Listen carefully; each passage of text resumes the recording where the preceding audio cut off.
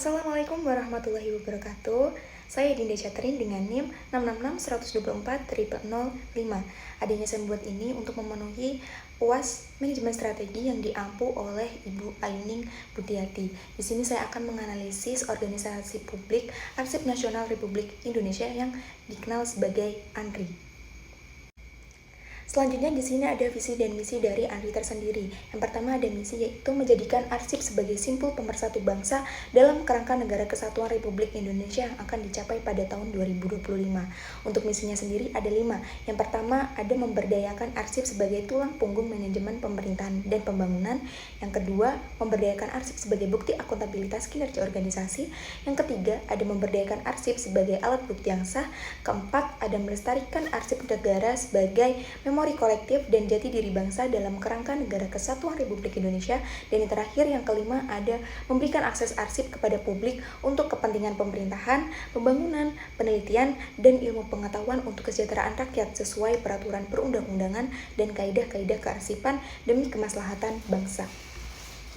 Tak lupa juga di sini ada tujuannya. Yang pertama, untuk menjamin ketersediaan arsip yang autentik dan terpercaya sebagai alat bukti yang sah.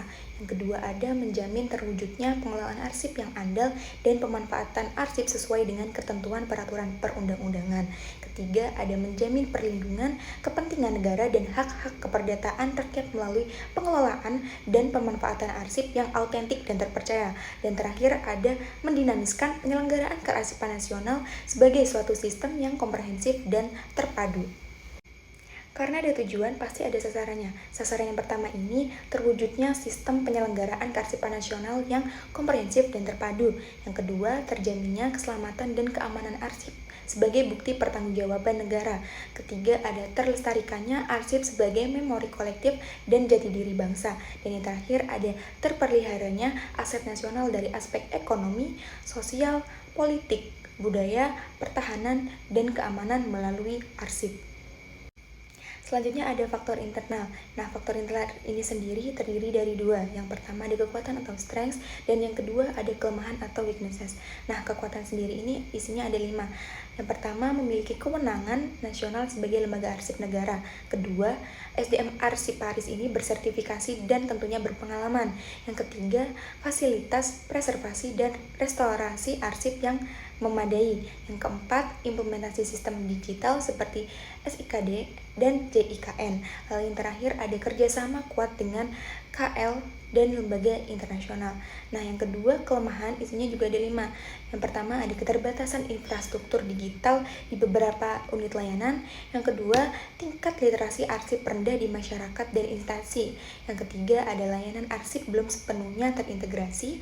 Keempat, perlu peningkatan inovasi riset kearsipan. Dan yang terakhir, kelima, ada penyebaran SDM arsip tidak merata di daerah.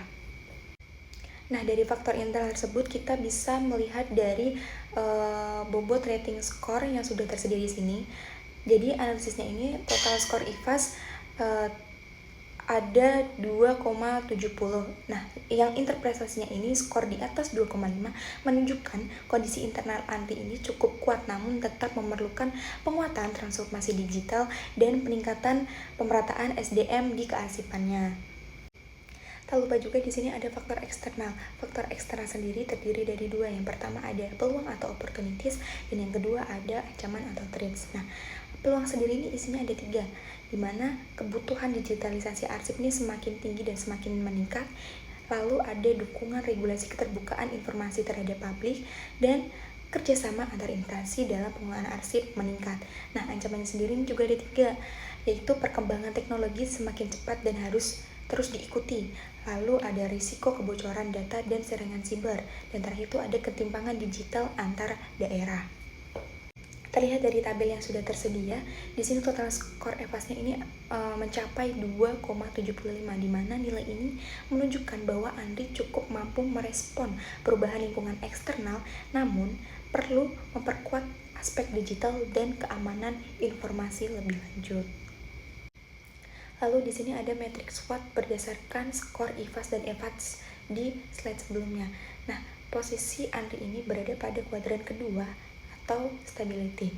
Hal ini menunjukkan bahwa kondisi internal organisasi berada pada tingkat kekuatan sedang, sementara respon terhadap lingkungan eksternal masih berada pada level moderat.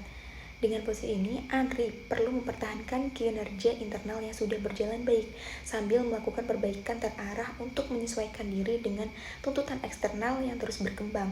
Strategi yang paling relevan adalah strategi stabilisasi, di mana memperkuat aspek-aspek kunci yang sudah efektif, meningkatkan efisiensi, serta mengelola perubahan secara bertahap namun konsisten.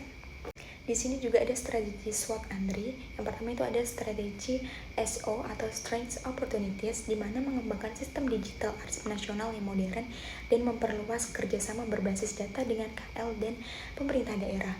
Lalu yang kedua ada strategi WO atau Weakness Opportunities, di mana meningkatkan literasi kearsipan nasional melalui edukasi publik serta integrasi total layanan arsip digital antar instansi. Yang ketiga ada strategi ST yaitu Strength Threats, di mana memperkuat sistem keamanan digital arsip negara dan SOP mitigasi risiko arsip berbasis teknologi. Lalu yang terakhir ada strategi WITI atau Weakness Traits, di mana pelatihan SDM daerah untuk memperatakan kompetensi digital serta standarisasi perlindungan dan penyelamatan arsip yang rentan. Di sini juga tak lupa ada prinsip-prinsip implementasi manajemen strategi untuk organisasi publik yang aku ambil, yaitu Andri menurut Robert S. Kaplan dan David P. Norton tahun 2013.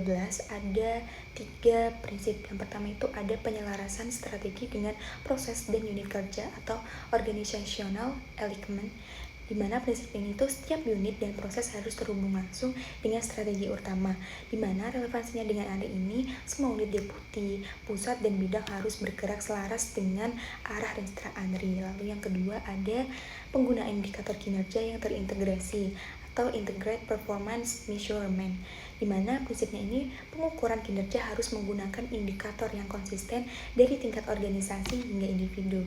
Relevansinya dengan Andri ini IQ, indikator Renstra, hingga SKP pegawai harus saling terhubung. Dan terakhir, pemanfaatan teknologi untuk eksekusi strategi atau teknologi enable strategi execution, di mana prinsipnya ini teknologi harus menjadi enabler pelaksanaan strategi. Nah, relevansi dengan ini apa? Yaitu teknologi kearsipan seperti SIKN atau JIKN, ARSIP, dan digital preservation untuk memperkuat kinerja organisasi. Selanjutnya ada evaluasi BSC, yaitu The Balance Scorecard. Ada 4 macam, yaitu pertama finansial, customer, internal, dan learning and growth. Nah, di mana finansial ini fokusnya itu untuk mengoptimalisasi penggunaan anggaran, efisiensi biaya, dan akuntabilitas pengelolaan keuangan di sektor publik. Lalu yang customer ini fokusnya kepada kepuasan masyarakat dan stakeholders atas layanan arsip, peningkatan kualitas pelayanan publik, aksesibilitas informasi di Andri. Lalu internalnya ini fokus kepada efisiensi proses kerja, digitalisasi arsip, penerapan teknologi untuk peningkatan produktivitas dan kualitas birokrasi. Dan yang terakhir ada learning and growth, ini fokusnya untuk pengembangan kompetensi SDM, implementasi inovasi kelembagaan, budaya kerja adaptif, dan penggunaan teknologi yang lebih modern. Nah, jadi kesimpulan yang dapat kita ambil dari pelayanan organisasi di Andri ini, Andri memiliki fondasi yang kuat dalam menjalankan tugasnya sebagai lembaga kearsipan nasional. Dengan kompetensi SDM yang baik, kewenangan yang jelas, dan penerapan teknologi digital yang efektif, Andri siap menghadapi tantangan dan memanfaatkan peluang yang ada. Meskipun masih ada beberapa kendala seperti keterbatasan infrastruktur dan literasi arsip, Andri dapat memanfaatkan dorongan digitalisasi dan regulasi untuk meningkatkan kinerjanya. Dengan strategi yang tepat, Andri dapat mempercepat modernisasi kearsipan dan menjadi contoh birokrasi yang transparan dan akuntabel. Nah, mungkin cukup sekian penjelasan dari saya. Apabila ada kekurangan atau salah kata dalam penjelasan di video ini, mohon dimaafkan. Wabillahi taufiq wal hidayah. Wassalamualaikum warahmatullahi wabarakatuh.